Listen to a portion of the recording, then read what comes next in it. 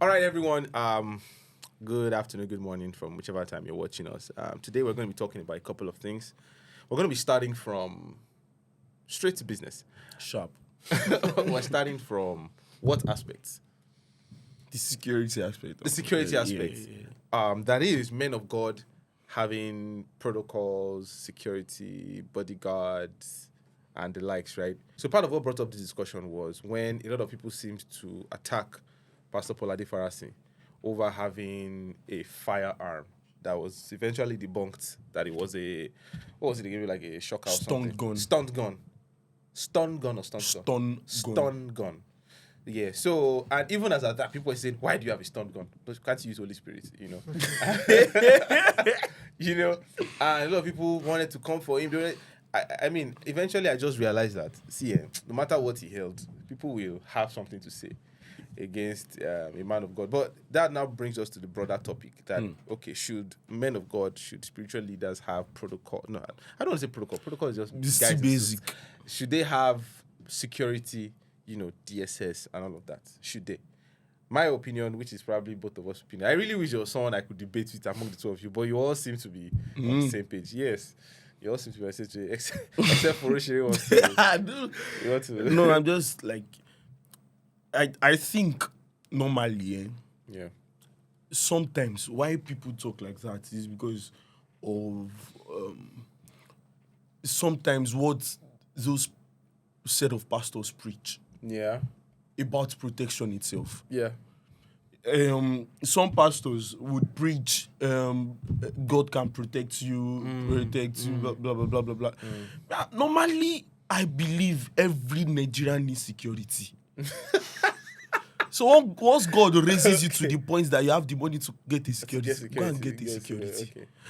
But is it not being carnal? It's not an expression of doubt. Yeah. I mean, if you are preaching that you are secured, why are you go getting human fight? security? That's what I was saying. That's what you were saying. No, like I'm telling you that that's what the people preaching. What Nigerians Yes, preaching. People will judge them based on what they preach. You just said we should use God to protect ourselves, but you wind down. Yeah. As somebody brought out, like somebody just wants to video you and you were pointing this thing at him and you're even using it to. Wow. Actually, for that video, when I saw that portion of the video and people were like, oh, why did you have to wind down? I am very sure if the video was extended longer, which is the problem with social media, we cut a portion and then we base our whole judgment on 5 even seconds in podcasts. Even in podcasts too, we do that and it's really wrong. I feel that person probably might have done something, stalked him to a point or whatever, to have warranted him to wind down to give a warning. Anyway, that's aside. Now, the question I want to ask with this is, can it ever be excessive? When can it be overboard?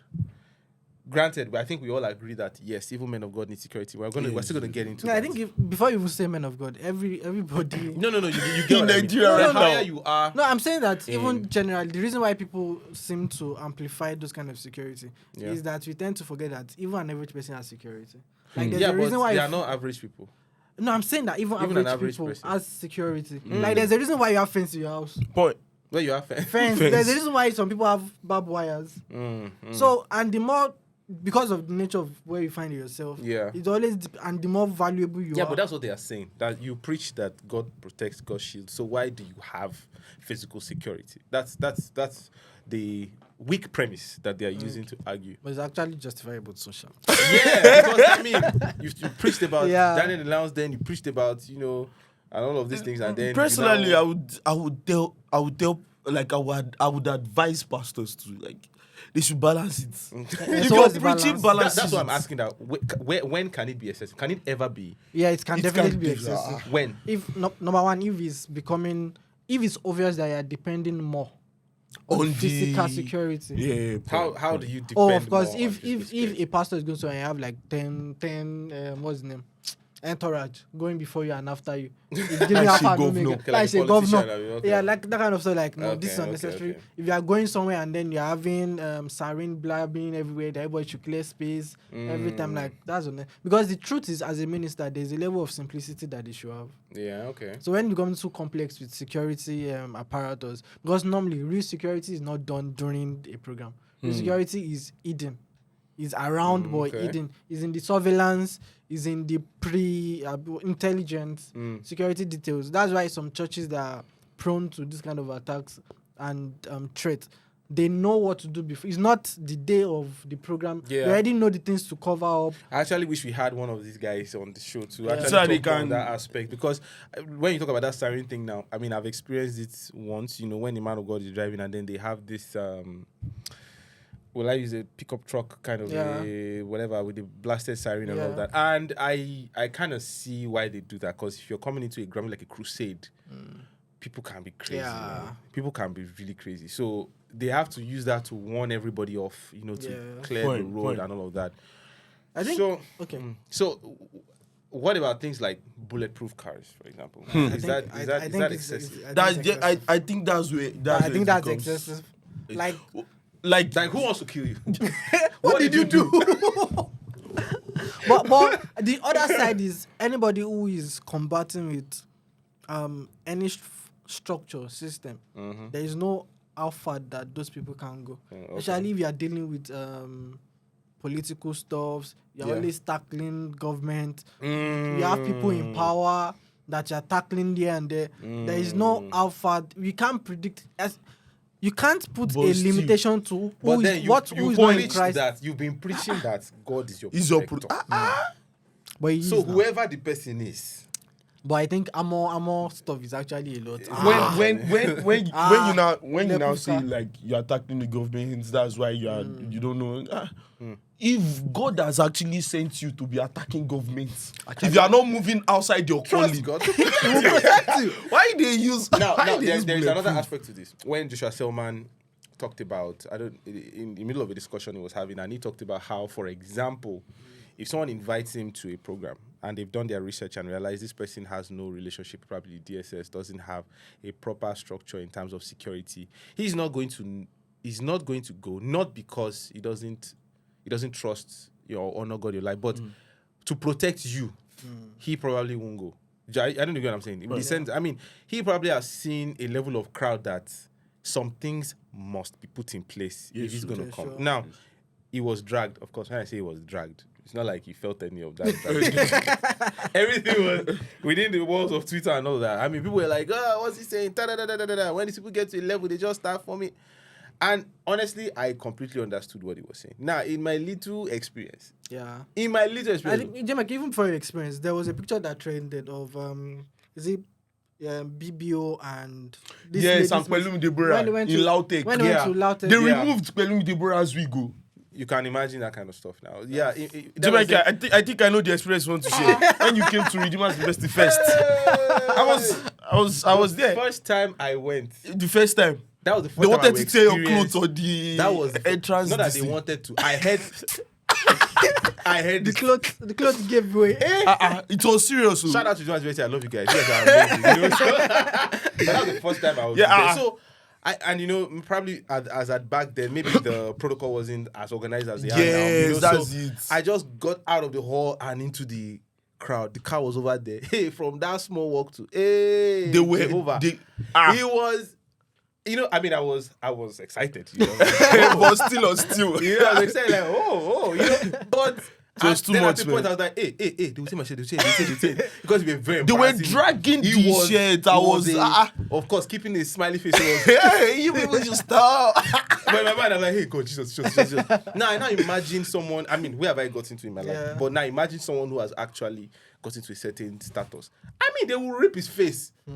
They will grab the face and rip it, that this anointed face. So I understood what Selma was saying perfectly. But then, so that brings us to probably where we're going to conclude for this one, in the fact that where do we draw the line? When is it too much? When is it? We've talked about bulletproof cars now being something like too much. But is it that the higher you go, the higher you are in, in status, that's the more security conscious you have to be? When you said I don't know who said, when you begin to trust man more than you begin to trust Him. God. Yeah. When does it look like someone is trusting man more than is trusting God? Can we know that? That bulletproof, it's you are not- trusting. I'm trusting bulletproof more than God. No, I think you can't know physically. There are like a lot of things about the Christian faith. Yeah. You know from the state of their heart. Yeah. So somebody that is even in ground zero can trust in man, or being in man more than even God itself. So the first place is actually the heart, which obviously we can't judge. And I think most commonly, the security doesn't necessarily come from people with evil intent per se. Yeah. Even the people that love you, Yeah. that, want to touch the hem of your garment. They even have genuine love. They have actually. genuine, but that's Because It's too much. it will model up your person. First, yeah. and then the other side is the way our culture, Africa now context works, is that the more highly placed you are, the more there is a security detail attached to you. That's all over the world, though. No, it's not. But the way it is here is different completely. Yeah, is anybody once your Kenneth can lift a little bit like this. You have security. Because again, don't let us forget that we live in a very interesting climate. That if you wind down in some places, anything can happen. Like there are some places that once you are going, even in the where we are, there are some places in this city that once you are going, you hear people say, when you get to this point, put your phone in your pocket. Yes. So those places you can't wind down. I actually like the point you raised, that if you are saying we shouldn't get security because of one thing, then why do we have fences in our houses? Yeah. Why do we lock our doors? Okay, if all those that are criticizing now, ask them, are you a Christian? Yes. Do you trust God? Yes. Why do you lock your house? Why don't you open your door and say and leave it for anybody to? So I think and the other side, that's in your scale. That's in your little scale. Everybody, the only person that has the right to abuse the pastor is the person that has actually acted according to what the pastor has said. Open your door down. Yeah. So if you are not in that, if you have not, your house does not have barbed wire. So just I think to also build on this point is that a lot of things about the Christian faith is to not put things to test God. Right. So, for instance, is the same way we say somebody should into a den recently. Yeah, the person that jumped into a lion's den to prove that it was lion buffet. Lion did 1 or 2 on the person, or the person that wants to prepare for an exam but does not read. And then you go to an exam on the Holy Spirit to give you the answer. That's good. You're supposed to read. You do your part, and then but of course there are rare situations where God comes through for people completely. And then at the end of the day, there's no amount of security that somebody has that can prevent evil from happening. Yeah. It's God at the end of the ultimately. day, it's still God. Yeah. Because there are people that have all the security that if they will rob them, they will still rob them. Yes, now. They almost shot Trump now. Yes, now. No, almost. Not the almost. They shot him. And they killed one of you won't get security detail up to presidential. So anything we go see some, you say. Yeah. So ultimately, God protects. But it's good that we do our part. Yeah. And for these people in these levels of authority, levels of influence, their part is different from your part. Yeah, and then there are a lot of things that they know that people don't know. Absolutely. So there's a level you get we are just speaking from. Yeah, from there's a level you get you to. know, Apostle Suleiman actually talks after the incident and was like, I know you that did it. It's not me that you're supposed to be attacking. It's another person. There's something he knows. Yeah, so there's something we don't know. So I can't remember the exact way it was said, but when leaders make decisions, don't always assume you understand the full scope. You see this point there? Another level. It opens up another discussion. You know, people Ajobo said this. How dare he? As a man of God, you're supposed to do this. Like, you are tweeting from your bedroom and you don't even know. You don't know Jack. You don't know. You don't know. Oh my God. I mean, even in workplaces, there are some instructions that you give us in the office. Yeah. That we may not like. We don't understand it, but we have to follow because we know that you don't even have to understand. You don't have to understand it more. What do you want to do? God help us. I think that's a fine place to conclude this topic. Anyway, all right, guys. So on to the next topic, which will probably be the next video. Catch you guys there. Peace.